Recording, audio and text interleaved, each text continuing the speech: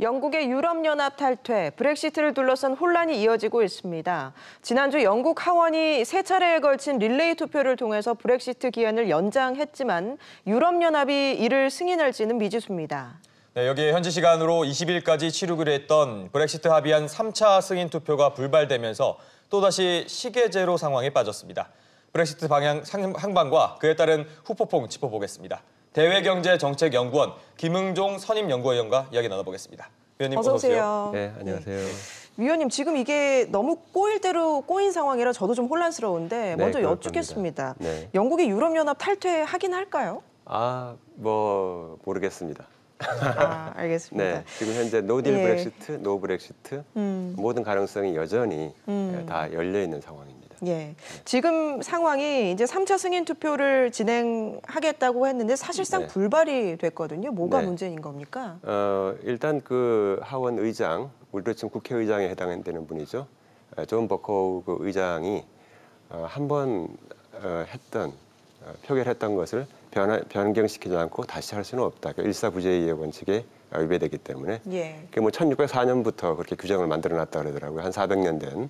네, 그러니까 안 되겠다고 이렇게 이제 했으니까 결국은 승인 투표가 불발이 된 것이죠.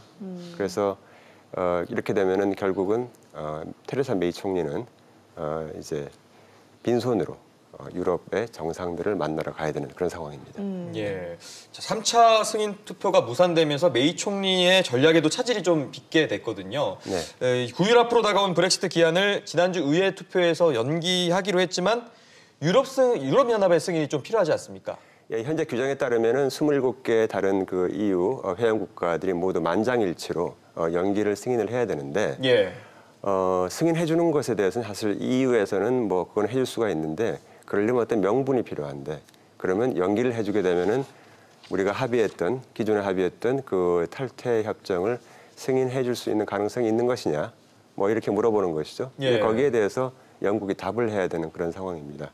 네. 앞서 두 차례 승인 투표 모두 좀 큰 표차로 부결이 된 거 보면 좀 강경파를 돌리기 힘든 거 아닌가 싶기도 한데요. 지금 어떤 부분이 문제가 되고 있습니까? 지금 가장 문제가 되고 있었던 부분은 역시 그 아일랜드와 북아일랜드 사이의 경계인 그 부분에 대해서 결국은 그 부분에서 계속 그 사람과 물자를 자유롭게 왕래할 수 있도록 계속 유지시켜야 한다고 하는 것이 사실은 EU나 또 영국이나 다 그렇게 아일랜드나 다 모든 나라들이 다 이렇게 동의하고 있는 사실인데 결국은 합의가 안 되게 되면은 2020년 말 이후에도 계속 안전장치로 해서 계속 그러한 자유로운 이동을 갖다가 유지해주자라고 하는 그런 안전장치를 일방적으로 영국이 그거를 해제할 수 없다고 하는 것에 대해서 불만을 품은 그 브렉시트 강경파들의 그걸 견해를 갖다가 설득할 수 없는 현재 그런 상황입니다. 네. 자, 그렇다면 앞으로 영국이 어떤 선택을 할지가 좀 관심사인데 이 선택지가 한 7가지가 된다고 하는데 그거 어떤 겁니까? 네, 선택지가 뭐 굉장히 많습니다. 지금 앞서 말씀드린 대로 모든 상황이 다 현재 가능한 것인 상황인데요.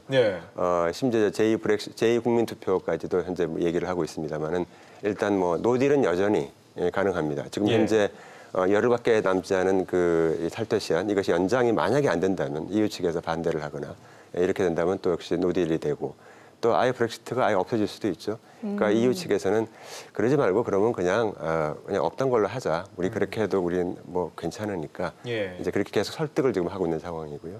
그 다음에 앞서 말씀드린 뭐 제2국민투표도 있을 수도 있고 일단 연장인데 연장도 한 2달, 3달을 할 것이냐 아니면 유럽의회까지 참여하는 긴 연장으로 할 것이냐 이런 것에 대해서 여러 가지 가능성이 모두 그대로 남아있는 그런 상황입니다. 기존의 합의안으로는 좀 한계가 있을 것 같고 새로운 합의안이 필요할 것 같은데 지금 일각에서 노르웨이 모델이 거론이 되고 있거든요. 노르웨이 모형은 아마 안 할 것 같아요. 제 개인적인 생각에서. 왜냐하면 노르웨이 모형은 굉장히 여전히 유럽연합에 가까이 있는 것이거든요. 그렇게 되고 또 그 노동이동의 자유를 그랬다가 다시 되찾아올 수가 없어요. 그러면은 영국이 뭐 때문에 지금 지난 3년 동안 이런 일을 했는가 라고 하는 그런 문제가 있기 때문에 노르웨이 모형 같은 것은 아니고 잘하면 이제 뭐 카나다하고의 FTA 관계 뭐 이런 식의 좀 약간 좀 더 느슨한 관계로 가는 것이 그나마 많은 사람이 지지를 얻을 수 있는 그런 방안인데 그것도 현재 잘 안 되고 있는 그런 상황입니다. 뭐 두 가지 가능성 다도 불확실하다 뭐 이런 말씀이신 것 같은데 결국 브렉시트 과정에서 메이 총리는 좀 상처를 입고 좀 그렇게 됐다고요. 이제 브렉시트 강경파 입장에서도 지금 상황이 부담되기는 마찬가지일 것 같은데 영국 정치권이 지금 상황을 어떻게 극복해야 좀 해결을 할 수 있을까요? 지금 영국 의회의 구성으로 봐가지고는 어떠한 합의안도 채택되기가 어려운 상황입니다. 사실은. 그렇기 때문에 앞서 말씀하신 그 7가지 그 시나리오 말씀하셨는데 그중에 또 하나가 뭐냐면은 총선을 다시 하는 것이죠. 그래서 의회의 구성을 다시 바꿔가지고 현재의 민의를 정확히 반영하는 의회를 다시 구성해서 다시 한번 협상해보자. 그것도 하나의 가능성이기 때문에 지금 그것도 배제할 수가 없습니다. 다만 메이 총리는 그렇게 되면은 총리직을 내놔야 되기 때문에 현재까지는 계속 반대하고 있는 그런 상황입니다. 네, 지금 브렉시트 혼란 때문에 세계 경제도 타격을 받고 있는 모양새인데 최악의 상황이라면 노딜 브렉시트라고 볼 수 있겠죠. 어떤 파장이 있을까요? 노딜 브렉시트가 되면 일단 세계 경제에서 단기적으로 굉장히 큰 충격이 오는 것은 불가피할 것으로 봅니다. 일단 가장 손해를 많이 보는 것은 물론 영국이었고요. 그렇지만 영국뿐만 아니라 유럽연합. 안 그래도 지금 작년 하반기부터 갑자기 그 유럽의 경기가 좀 급락을 하고 있어서 특히 독일 같은 경우에 거의 성장을 못하고 있는 그런 상황입니다. 0.0% 성장. 그게 작년 4, 4분기 성적인데 이러한 상황에서 브렉시트, 노딜 브렉시트는 굉장히 큰 영향을 미칠 것이고요.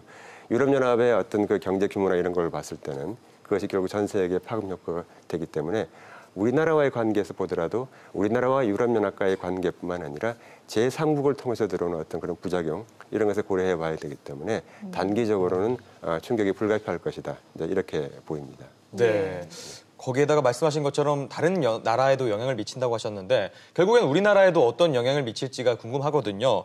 우리나라는 그 영향에 대해서 어떻게 대응을 해야 될까요? 일단 자동차라든가 기계 이런 부분에서 타격이 좀 상당히 있을 것으로 예상이 되기 때문에 일단 그 부분에서 교역 관계가 원활하게 될 수 있도록 사실은 애를 써야 되고 지금 현재 그래서 그런 부분에서 만반의 준비를 하고 있습니다만 노딜이 만약에 생긴다고 한다면 일단 물류 자체가 그냥 정지가 돼버릴 것 같기 때문에 단기적으로 어떤 그 손실이 있는 것은 불가피한 것 같고요.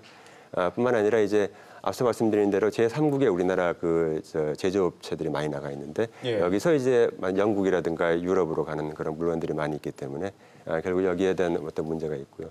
그리고 지금 이 모든 걸 다 떠나서 외환시장이라든가 금융시장에서의 어떤 단기적인 충격은 불가피하다.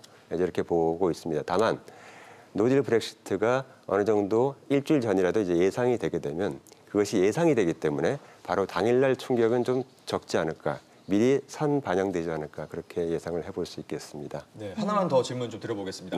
당국에서도 어떤 조치가 좀 필요해 보이는데 당국 조치는 어떤 게 좀 필요할까요? 예, 지금까지 계속 지금 준비를 해오고 있습니다만은 현재 개별 기업 차원에서 어떤 이제 영국이나 유럽과의 어떤 그런 교역을 하는 그런 품목이 있지 않겠습니까? 그래서 그런 기업들에 대해서 지금 현재 지원을 하고 있는 상황인데 결국은 제도를 바꿔야 되기 때문에 한영 FTA라든가 한EU FTA를 좀 이렇게 좀 개정하는 문제라든가 이런 문제에 대해서 좀 신속히 발빠르게 움직여야 되지 않을까 이렇게 생각합니다. 네, 알겠습니다. 지금까지 대외경제정책연구원 김응종 선임연구위원과 함께했습니다. 오늘 말씀 고맙습니다. 네, 감사합니다. 네.